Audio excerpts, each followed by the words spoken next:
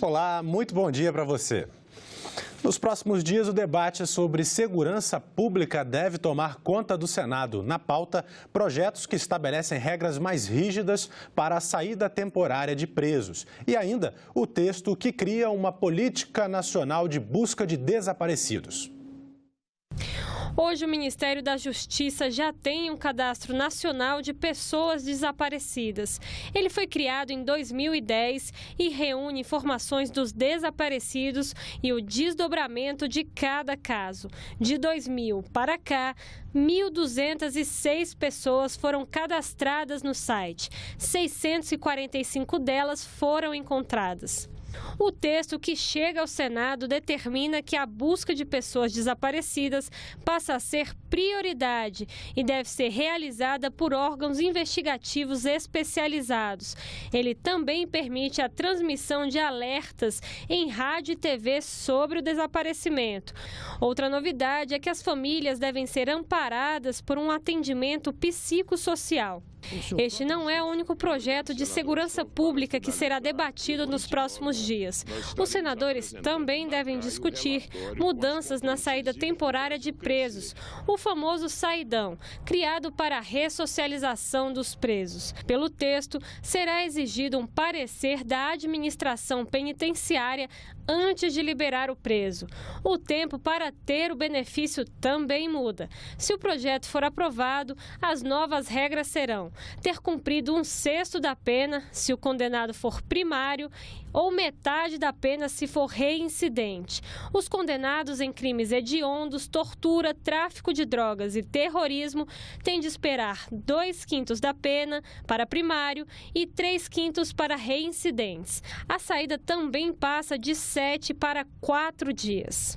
Pelo menos mais 2 projetos relacionados à segurança pública devem entrar na pauta do Senado nesta semana.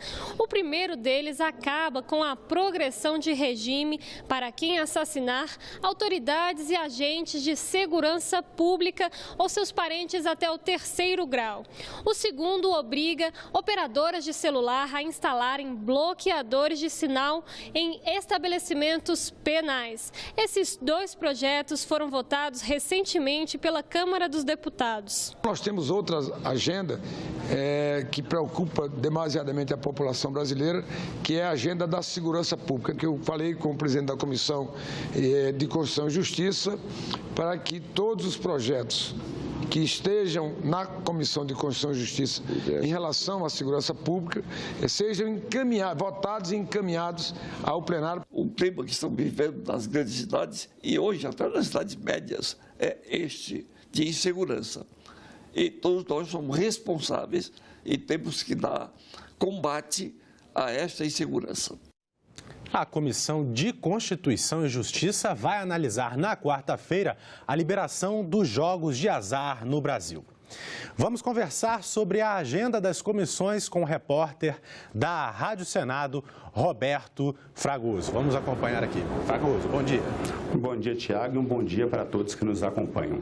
Essa proposta do senador Ciro Nogueira, do PP do Piauí, ela permite a exploração do jogo do bingo, de loterias eletrônicas, videoloteria e videobingo, além de cassinos online e cassinos em resorts. Os cassinos serão autorizados a funcionar e fiscalizados pelo Poder Executivo. Já a fiscalização dos bingos e do jogo do bicho vão ficar a cargo de estados e municípios. A expectativa do senador Ciro Nogueira é arrecadar pelo menos 20 bilhões de reais com a legalização do jogo no Brasil. O relatório de Benedito de Lira, do PP de Alagoas, que é favorável à proposta, determina a criação de uma contribuição que vai ser de 10% no caso da exploração do jogo em um estabelecimento físico e 20% para o jogo online. E desse dinheiro, 30% será repassado para a União, para os estados, e outros 30% para os municípios. E esse dinheiro deverá ser obrigatoriamente aplicado em previdência, saúde e segurança pública. O relatório muda ainda o termo jogo de azar para jogo de fortuna, segundo o senador Benedito de Lira, para acabar com o estigma que foi criado em torno dos jogos depois de 75 anos de proibição. O tema, no entanto, não é consensual. Alguns senadores já se manifestaram contra a liberação do jogo, levantando aspectos negativos como a dificuldade em fiscalizar fiscalizar a atuação correta dos cassinos, além de danos causados pelo vício no jogo. Agora, Fragoso, também na quarta-feira, a Comissão de Assuntos Sociais pode votar aí uma nova proteção para o trabalhador contra as demissões por justa causa, é isso? Exatamente. Essa proposta, ela prevê que a Justiça do Trabalho pode ser acionada para que o empregador ele tenha que justificar a demissão por justa causa. Se o empregador ele não conseguir justificar os motivos da justa causa ou se ele não se manifestar, o empregado deverá ser readmitido e receber os salários relativos ao período em que ele ficou afastado. Também será garantida a recomposição do fundo de garantia do tempo de serviço durante esse período. Uma alternativa à readmissão é a manutenção do salário, além de benefícios como plano de saúde e vale transporte, por um período de pelo menos 6 meses para que o trabalhador possa encontrar outro emprego. Nesse caso, o empregado ainda vai ter direito a uma indenização no valor de um salário e meio para cada ano trabalhado. O relatório do senador José Pimentel, do PT do Ceará, é favorável, mas há um voto em separado do senador Romero Jucá, do PMDB de Roraima, contrário à proposta. Ele considera que essas regras engessam demais a gestão de pessoal das empresas e que criam uma estabilidade permanente no emprego, já que a demissão somente seria aceita em casos extremos. Certo, Fragoso. E para finalizar, nessa semana nós vamos ter também 2 debates nas comissões sobre a situação da economia. Quando é que eles vão ocorrer? Teremos na quarta-feira uma audiência na Comissão de Desenvolvimento Regional para debater a crise fiscal dos municípios, principalmente os pequenos e médios, e o seu impacto no desenvolvimento regional. Foram convidados o ministro do Planejamento, Diogo Oliveira, o ministro da Secretaria de Governo, Antônio Imbaçaí, e a secretária do Tesouro Nacional, Ana Paula Vescovi, além da Confederação Nacional dos Municípios e representantes de entidades que representam os prefeitos. E na quinta, a Comissão de Assuntos Econômicos vai debater a crise fiscal, em especial a importância do controle das contas públicas e a coordenação entre a União, os estados e os municípios. Vão participar especialistas de uma instituição australiana, da Fundação Getúlio Vargas e da Instituição Fiscal Independente. Obrigado, Roberto Fragoso, pelas informações. Um bom dia para vocês. Okay. E agora vamos acompanhar a agenda das atividades do Senado nesta segunda-feira. Às 9 horas, na subcomissão temporária do Estatuto do Trabalho, haverá audiência pública sobre a situação das pessoas com deficiência, crianças e adolescentes, mulheres, negros e índios. Também às 9 horas, integrantes da Comissão de Desenvolvimento Regional vão fazer, então, audiência pública sobre a cultura do forró. O evento será no Funesc, em João Pessoa, na Paraíba.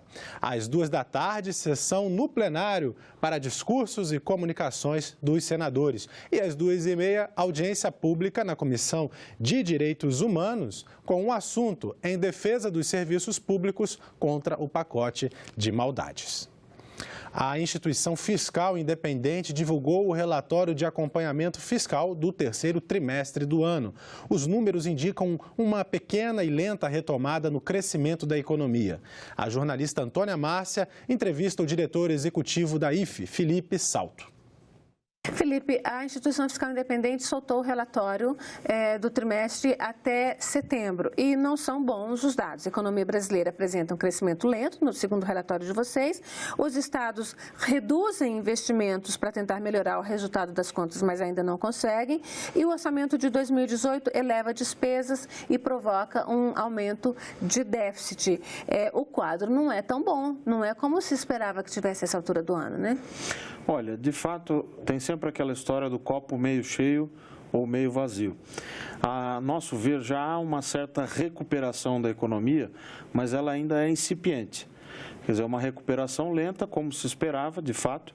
O espalhamento dessa recuperação entre os setores começa a acontecer, mas também é num ritmo, claro, distante daquele que a gente precisa para elevar a renda, elevar o consumo e começar a retomar, de fato, esse sentimento, né, de maior confiança, tanto dos consumidores quanto dos investidores e produtores, mas não há como negar que os indicadores, como a gente chama de maior frequência, a pesquisa mensal de comércio, a pesquisa industrial, todos esses indicadores de maior frequência apontam já uma certa recuperação. Essa recuperação, ela ainda está no nível de mercado financeiro? Quando é que ela chega para o cidadão? Olha, isso é um ponto essencial, quer dizer, nós temos tentado mostrar com os relatórios, o relatório de acompanhamento fiscal, que, de fato, o ajuste fiscal, ele é um pouco doloroso no início, quando ele está acontecendo, mas ele vai permitir a recuperação da atividade econômica. Quer dizer, é preciso ter esse ajuste de contas, esse saneamento das contas públicas, o ajuste entre receitas e despesas, para que se consiga ter um Estado que é aquele Estado desejado pela sociedade, que consiga atender efetivamente aos anseios da população, promovendo mais políticas públicas e de melhor qualidade. Então, de fato, o ajuste fiscal no início, ele penaliza, né, porque gera um efeito de redução de estímulo à economia, mas ele é necessário para que, num segundo momento, com os juros mais baixos, como nós já conseguimos ter hoje, para que se tenha ideia, o juro estava, em setembro do ano passado, no nível de 14,25% ao ano. Caiu pela metade. E agora ele está em torno de 7,5%. Então, esse é um ponto importante, quer dizer, provavelmente, daqui a alguns meses, sobretudo no ano que vem, esse fato importante, a redução do juros, já vai começar a afetar o consumo e o investimento. Você está falando em consumo, mas quando a gente pensar em produção, porque na análise de vocês, tem aqui um aumento de déficit, mas o governo também tem uma redução de arrecadação. Né? Se não arrecadar mais, esse déficit vai continuar aumentando, e só arrecada mais se tiver uma produção maior. Então, quando esse ajuste fiscal se reflete na produção? Quando o empresariado brasileiro vai voltar a investir? Pois é, a questão central é que a arrecadação está dependendo muito ainda de receitas atípicas, receitas de concessões, o chamado refis, que são as receitas que vêm dos parcelamentos das dívidas dos contribuintes com o fisco, com a Receita Federal. Então, esse peso das receitas atípicas, de fato, ainda é elevado. Mas quando nós fazemos lá na IFE, na Instituição Fiscal Independente, a limpeza desses dados, dá para observar já uma recuperação referente à parte que depende da economia, como você colocou, que depende da produção, do investimento, da economia real. Então, isso é um dado positivo, quer dizer, a arrecadação começou a dar sinal de vida. O Fórum Brasileiro de Mudanças Climáticas, vinculado à Presidência da República, apresentou na COP23 em Bonn, na Alemanha, as ações que o país tem que adotar para cumprir as metas do Acordo de Paris. Detalhes com a repórter da Rádio Senado, Paula Groba. O Brasil mostrou na COP23 que as ações foram planejadas pelo Fórum Brasileiro de Mudança Climática, em parceria com diversas entidades que se reuniram ao longo de um ano. O incentivo aos biocombustíveis e a implementação de sistemas inteligentes de transporte estão entre as prioridades a serem tomadas pelo país, se quiser atingir o cumprimento das metas. O Brasil se comprometeu, por exemplo, a reduzir as emissões de gases em 43% até 2030. Na avaliação do Fórum, a mudança nos transportes pode fazer a diferença nas emissões de gases. Carros elétricos, por exemplo, seriam uma contribuição para diminuir a poluição. Em outras frentes, o aumento da fiscalização contra o desmatamento, a criação de unidades de conservação, o aumento de investimentos no Bolsa Verde, o estímulo à produção de biomassa e a taxação de carbono foram alguns dos caminhos apontados. Mas, segundo o coordenador do Fórum, Alfredo Sirquis, para efetivar essas ações, são necessários investimentos e vontade política. Nós temos os caminhos. A questão vai ser como financiar isso tudo. Temos que criar novos instrumentos econômicos para poder fazer esse investimento que vai nos levar ao cumprimento dos nossos compromissos, mas também à geração de milhares de empregos. O senador Jorge Viana, do PT do Acre, considera que é possível fazer um movimento suprapartidário em favor do Brasil na área ambiental. Estou propondo, é fruto da nossa atividade que fizemos aqui pelo Senado, na Comissão de Mudança Climática, que se faça ainda antes do final do ano uma audiência coletiva entre a Comissão da Amazônia, a Comissão de Meio Ambiente da Câmara, de Meio Ambiente do Senado, coordenados pela Comissão Mista de Mudança Climática, uma audiência pública onde se possa apresentar apresentar no Senado Federal, no Congresso Brasileiro, esse relatório que vem do Fórum Brasileiro de Mudança Climática. As propostas já estão sob consulta pública no Ministério do Meio Ambiente. A ideia é reunir sugestões da sociedade civil e apresentar um relatório final em abril do ano que vem. Os países devem apresentar em 2020 um balanço parcial das metas que assumiram no Acordo de Paris. E nós ficamos por aqui. Você pode rever as reportagens dessa edição na nossa página na internet senado.leg.br/TV. Obrigado pela sua companhia e continue sintonizado aqui na TV Senado.